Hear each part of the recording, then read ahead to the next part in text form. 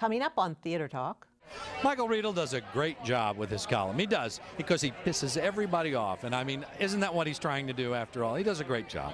Theater Talk is made possible in part by the CUNY TV Foundation.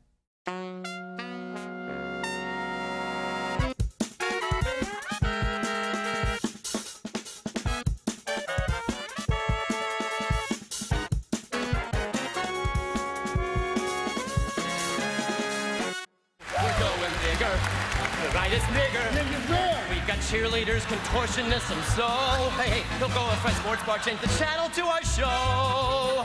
Go, Neil, go!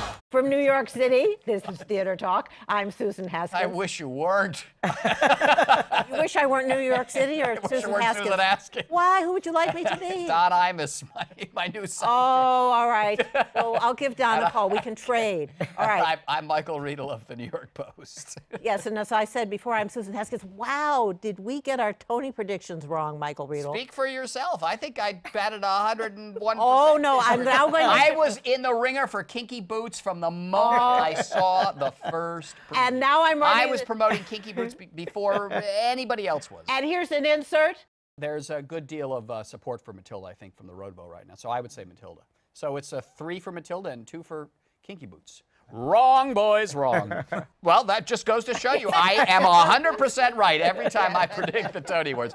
We're going to do a Tony Award wrap-up tonight with our favorite pundits. We have my old friend Patrick Pacheco from New York One on stage and the Los Angeles Times, Jesse Green from New York Magazine, Michael Musto from the unemployment line. Perhaps you didn't read the glowing profile in the New York Times. I had 3 hours of unemployment since being laid off by The Voice, and now I'm on everything, including this. And I have a new column called Musto the Desperation. I have a new column called Musto the Musical on Out.com as one of my 17 new jobs, and I'm talking Broadway. Let me ask you though, Michael. I mean, you were when I was a kid growing up, I always read Michael Musto in the Village 40 years old as a kid. I mean, did you see it coming? Were you surprised, or is just Well, it was no big shock because I saw the way print journalism was going and the way that paper in particular was going. Yeah. I sat there, you know, as marquee name after marquee name was laid off. I had a bit of survivor's guilt. But my horror quickly turned into joy because by the time I was literally laid off, it had already been leaked out in the press, and I was getting new job offers, getting profiled in the New York Times, and the social media was aflame, as it were, with support and love for me, so I feel hotter than ever. I used to be kind of tired old Michael at The Voice. You're a well-known personality in this town. How come you stayed with The Voice so long? Didn't you have offers over the years to go other places? I did, but you know, I have a bit of Stockholm syndrome. I mean, it was comfortable, and I liked it, and I'm not big on change. Growing up, nothing changed in my house. Everything was covered in plastic, including my father. And, you know, so, you know, sometimes when change is forced on you, it turns out to be not as scary as you think it's going to be. Okay, Patrick, you and I, let's get fired. Okay. I really recommend it for everybody. I know, I got to say, you look fabulous for someone who's just been laid off, Michael Musto. This is his funeral outfit. All right, speaking about something that never changes, the Tony Awards. It looked to me like every old Tony Award show we've seen for years with Neil Patrick Harris dancing around. That was a wonderful opening number. Yeah, what did you think of the Tonys this year? Well, I was in the hall, so you get sort of, it's like a long, boring pudding in Radio City Music Hall. Oh, you're right. And it's like a long, boring pudding with lots of, studded with like kind of raisins of enjoyment every once in a while. I don't want to know who you're calling a raisin.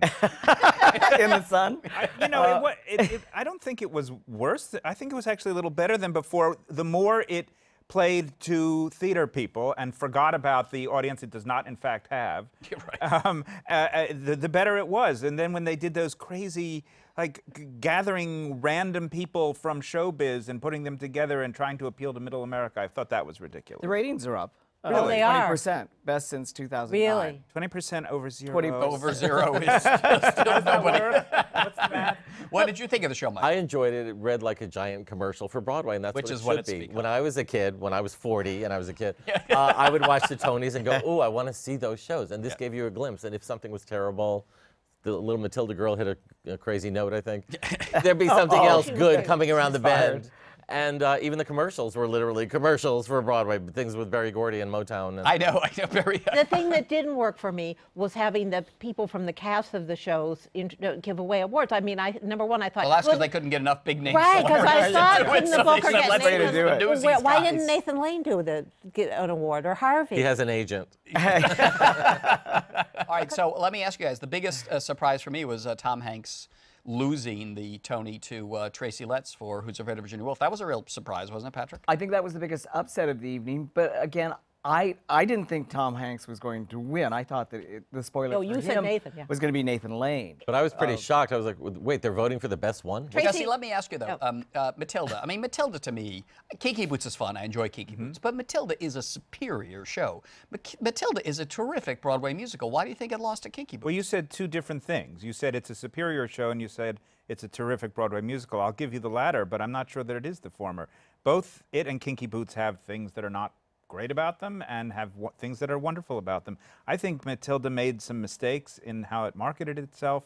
Certainly the way it showed on the television broadcast was not exceptionally good. Yeah. I can't imagine anyone who doesn't follow Broadway watching that and having any idea what was going on in that horrible school in England. It was completely confusing. And, you know, if you're going to put to a test the voters' preference for heart or head, you're probably going to end up with heart. And that's what they think Kinky Boots delivers. But the Matilda party was so much fun with it. We just won lighting. We got lighting. Well, they did all right. They got 4 awards. They can run on that. I think it was a huge backlash against Matilda. The eyelashes of Kinky beat the backlashes because, Yeah, but what's first of all, why Ben do Brantley's people hate review. Matilda? You think the Times overpraised The it? Times review was as over the top as the show itself. He billed it as the best British import since, you know, Bangers and Mash or something. And people saw it, and first of all, it's a very dark show. It's not a feel-good kiddie show. Kinky Boots is a feel-good show. It's homegrown, it's American. I think Bring It that On it's was arguable that Matilda has just as much heart and more sincere heart, more artistically presented heart. I agree. But I agree with that. sincere heart is not the issue. Well, Michael, Kinky Boots, It's which show fakes it best. I think that if the first night list had still been voting, that 80 that were kicked off. Us. yes, Yes, us. Reporters with Reporters taste. yes. Would I think Matilda I think would have Matilda squeaked would've- through. Well, yes, I think so. it would have I agree. squeaked. I think it would have squeaked through. And I think that Tony voters vote for what they enjoy the most. Yeah, there was also a sense, though, too. I think a lot of people, a lot of Broadway producers wanted to produce Matilda, and they went after it last year. And the RSC kept a lot of people, the Royal Shakespeare Company, where it originated, they kept a lot of people dangling. And then at the last minute, they went with the Dodgers, who came out of nowhere to get the show. And I think a lot of people felt really thrown aside. They felt screwed by the RSC. And I talked to a lot of those guys, and there are about 30 or 35 of them, which is a chunk in a voting block of 700, who were like, I'm not going to vote for this show. I mean, I made the best possible offer I could have. I was enthusiastic. I was there early for it. They led me on, and then they screwed me. But let's not have a pity party for Matilda. It's going to run. 4 shows did well enough from this season, 4 big musicals to keep running. That's pretty good. I'm not talking about the quality. I'm just talking about the business. And Motown, Pippin. Yeah, but 5 shows. Pippin, Cinderella. right. It didn't win many awards, but it looked great. I'm sure they sold them. I know, but you know, I would check in with all of these shows a year from now. Yeah. I bet the one that is still selling the most tickets is Motown, which got no awards whatsoever. I think both Kinky Boots and Matilda now look solid, but I think they could weaken very, very quickly as we all move on, as the pack moves on to the new season and they become yesterday's news. It depends on how good the shows are from the new season and how much competition they provide. Because there's only, you know, the Broadway pie never gets bigger. They just start cannibalizing each other. And I had a diabolical idea, which is there are so many more songs in the Motown catalog than are used in that show because there are so many to begin with. They could spin off Motown 2, 3, 4. It could be the new Fast and the Furious. God help me. That is a diabolical idea. Oh, that was really scary. No wonder you're in demand everywhere, Michael. Bigger than ever. Very good. All right, Well, guys. before we close, make sure see if anybody has a final thought. Before we die. Final thought for the season before we go. The one memorable image Yes. from the entire Thank you. telecast. Thank you. Patrick and Neil Patrick Harris, French kissing Sandy from Annie. Sandy Every was right-wing doing it. conservative religious theory true that homosexuality leads to bestiality. Where was the ASPCA when you needed it? Jesse, a final thought on bestiality at the Tony Awards? Well, I want to go after plants, in particular that big purple dahlia that ate Cicely Tyson. That was my top image from the Tony Awards. And Michael Musto? Is Sandy a boy or a girl? It's a boy. A boy, actually. Boy, yeah. Oh, well, then it's fine. I mean, I thought Neil Patrick was going back in the closet. That's fine. Back of the kettle. All right, Patrick Pacheco from New York One on Stage, Jesse Green from New York Magazine, Michael Musto fielding offers right and left. Musto the Musical is my column on Out.com. Among many other offers, I'm fielding left and right. What is Out.com? What do you think it is? Where old hacks go. No, that's the New York Post. Good night, gentlemen. Good night. Hi, AndrewAndrew live for Theater Talk on the red carpet of the 67th Annual Tony Awards ceremony. We're going to be talking to all the stars, finding out what we want to know about what they have to say About the Tonys. Mayor Bloomberg is winning a Tony tonight. Do you know what show he was in? Because I think we missed it. Hold on, don't tell me. I know this. They didn't do Wizard of Oz this year, so it's not that. My arm's too short to box with God. He was Honey's understudy. How was he to work with? I liked him. I mean, he had a lot of opinions, and after a while, you got to turn that off. Well, he was in Xanadu for one evening. He was. I think he did the workshops of Kinky Boots, but then had to drop out for personal reasons, is I think what happened. Yeah, he was Pippin. Actually, he was the original Pippin. I took over for him as Pippin. He was fantastic. The shirtless scene, Mayor Bloomberg, incredible. When I was doing Mamma Mia, I did do a show with him. We did a couple of numbers from the show, and he played one of the parts, and I sang with him, and he's not bad. He's got any notes for him? I think it was that musical, what's it called again? I got a third term without asking anyone. Michael Riedel, in his last column, gave suggestions on how we should make the Tony Awards a better ceremony. Do you have any suggestions on how Michael Riedel might make his column better? Yeah. Oh, his column better? No comments. You know what? I'm not going to get into this war of words because I have a career to have, and I'm not trying to step on Michael Riedel's toes. I don't even, who is that? I think I'm English. When you read his column, do you like it? I enjoy. I look forward to it. Well, then why would you put the question in that form and put me on the spot? You sound like you don't like Michael Riedel. I would like Michael to maybe just see half of the shows he talks about. Michael Riedel does a great job with his column. He does, because he pisses everybody off. And I mean, isn't that what he's trying to do after all? He does a great job. Bombshell or hit list? Wait, they're nominated, right? Oh, God, Bombshell. Bombshell. Bombshell. Bombshell. I like hit list. That sounds more bombshell. Oh, we've seen it. Hit list. What? Oh, I'm sorry. You've ruined my hair. I don't know what you're talking about. That's how straight I am. What?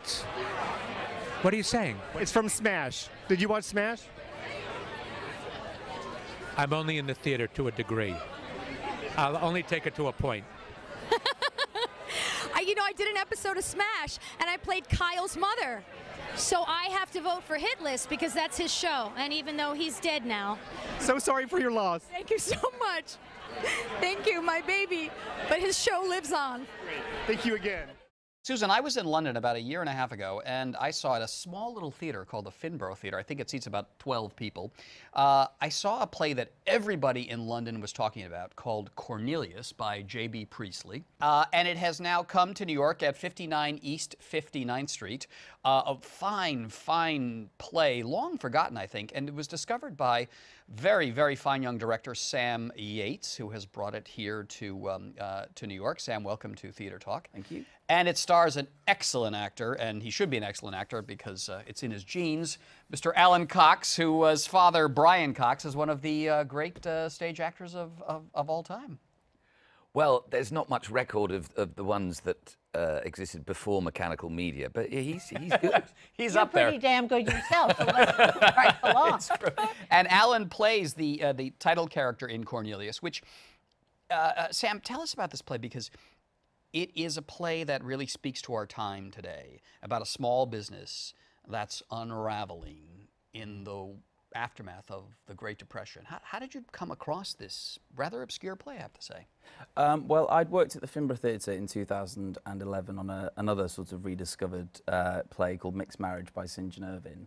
And Neil McPherson, who's the artistic director there, has this sort of list of about 20 or 30 plays that he wants to put on. So Neil invited me to direct something there again, and I sort of read through all of these plays, and this one stuck out to me for various reasons that you've just covered, including its sort of prescience and a great story also about a kind of a small business in great financial difficulty.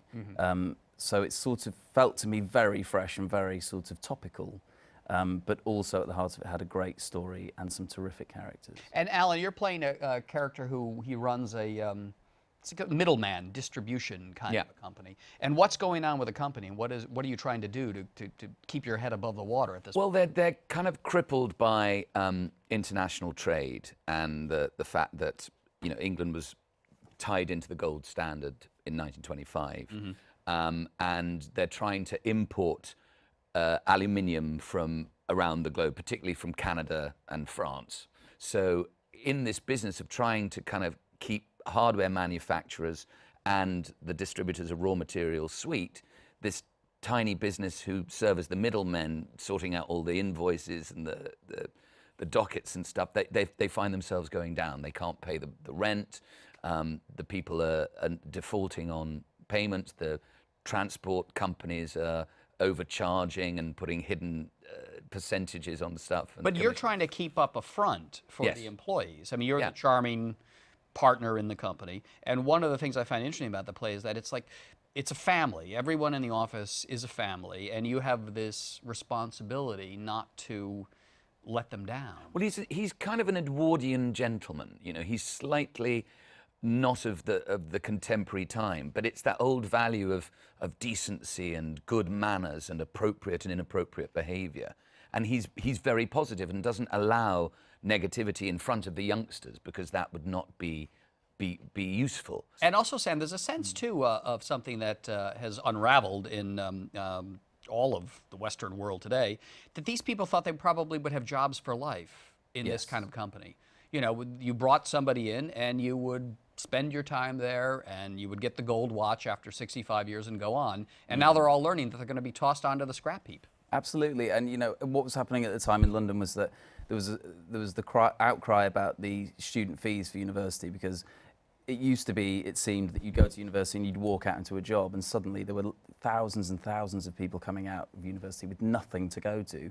Similarly, I'd worked a bit in my kind of 16 to 20-year-old at the BBC, and they had what they called lifers, who'd been there, would be there for 40 years.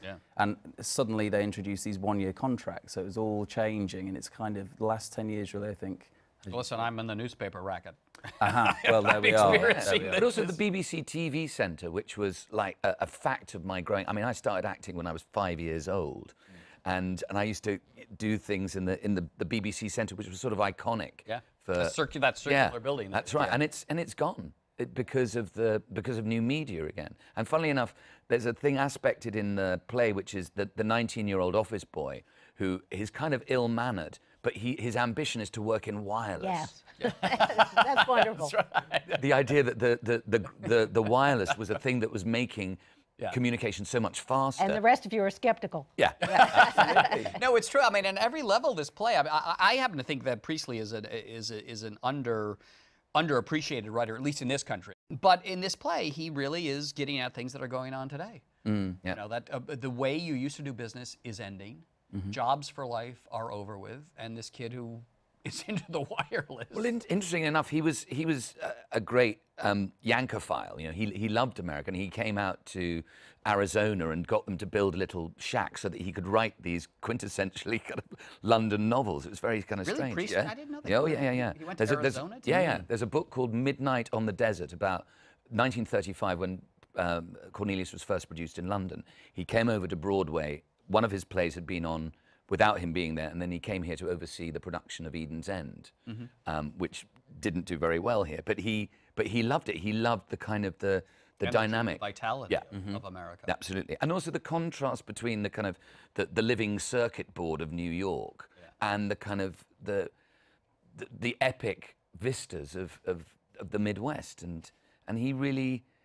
No, he has a, even though he's very pragmatic and he's from the north of England, he has a slightly kind of mystical, philosophical dimension to him as well. Now, Sam, you look like you're 12 years old. Forgive me for saying. 14.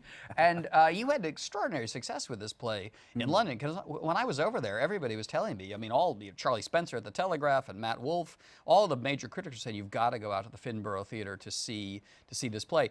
Has this become a kind of a calling card for you, or have you been launched into the world of Sam Mendes and Michael Grandages? And am I looking at the future head of the National Theatre here? I hope so. You'll work. Yes, all those things are true, Michael. All those things are absolutely true. Well, you know, Where did you come from? Well, I'm also from the north, like Priestley. Didn't have a particularly theatre-going family. Got into it at university and actually acted for a while. And funnily enough, understudied in the History Boys at the National. So while the original, we were the second cast, while the original cast were over here making a huge storm, causing a huge storm, we were at the National in London, sort of keeping the production going. So I started there and then sort of closed the acting door, as it were, and started to assist. I always knew I wanted to sort of serve, to use a very Priestley word, an apprenticeship really in the business, rather than doing a sort of master's course or coming at it academic. When you say you closed the acting door, why at such a young age would Yeah. you decide not to pursue acting? Well, I think it was an awareness that I probably didn't feel like I had the legs to do it as a career, and secondly, I just started to become far more interested in the bigger picture. So rather than just my particular role in a production, I was starting to think far more widely. Let me ask you, you worked with Nick Heitner, a wonderful director, right, on History Boys. Yes, indeed. Yeah, and as you're a young actor, what are you seeing? Give us a sense of what Nick is doing that you find quite interesting that you're going to be using and stealing. I suppose what he first introduced me to was the idea of a sort of subtext of a moment. The idea that you will say the line, but you will mean something completely different. It's like the great Judi Dench analogy of the millefeuille, that the line is the icing sugar on the top, but actually you're playing the 85th layer of pastry or whatever. So it's a level of detail and a level of subtext that I think started, and also his energy and his Rolls-Royce brain was very, very exciting. And his Rolls-Royce, since he directed Miss Saigon, so he's doing very well. Now, Alan, I have to ask you, your father's a great actor. Any hesitation on your part when you were growing up to go into the profession, or it was just the natural thing for you to do? And did your father encourage it? At 5. At 5. At 5. At the age of 5. Yes. I mean, again, as my dad's a Scotsman, and, he came down to London to get his training, and then he was, again, wrapped in the sort of twilight of the repertory movement that kind of built his technique, as it were. And also, he's always had a sense that, and yet he grew up watching the movies, so he never particularly wanted to serve the English theatre. He loved the movies, and he had this great aptitude for big texts. So when he started working more and more over here, was just after I was leaving drama school, and my apprenticeship was at the Royal Shakespeare Company.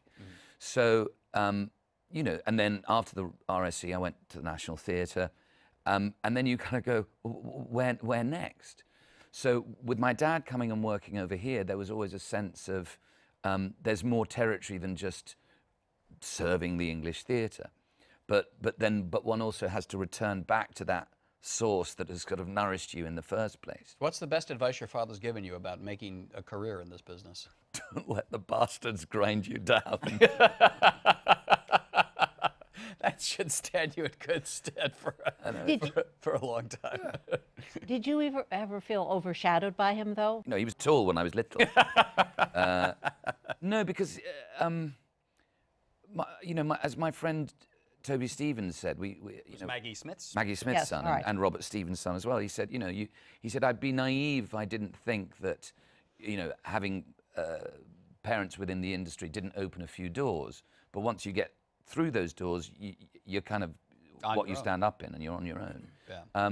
So I've never felt intimidated by his kind of reputation, I don't think. I've always... It enhances your pedigree. Well, that's not up to me to say, but Yeah. you know, I grew up in the environment, so I'm familiar with the environment, not surprised by it. You know, we used to, again, my dad as a Scotsman, we used to have these New Year's Eve parties, and you know, his peers, and you know, I remember, you know, Albert Finney hoovering up after, because he was jet lagged and he'd come later than everybody else, and so he helped put all the rubbish away and did a bit of hoovering. I know that sounds like it's just a fact. It's true. And you know you're getting paid the big bucks at 59, big bucks at 59 East 50. You made a fortune off Cornelius. But that's true. I mean, you mentioned, we just off air we were talking about, you know, when he came over to New York to do St. Nicholas. Yeah, wonderful, wonderful play. We had him on the show for that. Yeah. And before that, he came and he did it at the Bush. Yeah. Which again, like the Fimbra, was you know, it's a tiny little theatre then. But again, he had that sense of you go where the, you know, you go where the writing is. You go where the writing is, and hopefully you can self-subsidize. The play is called Cornelius, a fine, neglected play by J.B. Priestley. I urge you to see it at 59 East 59th Street, directed by Sam Yates and starring Alan Cox. Until June 30th. Thank you very much for being our guest tonight on Theatre Talk. Thank you. Thank you.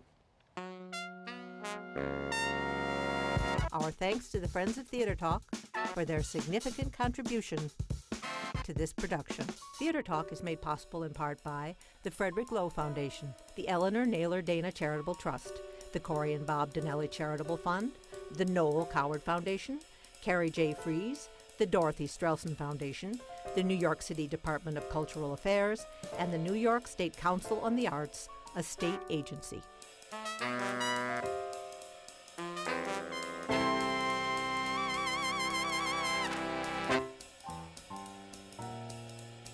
We welcome your questions or comments for Theatre Talk. Thank you and good night.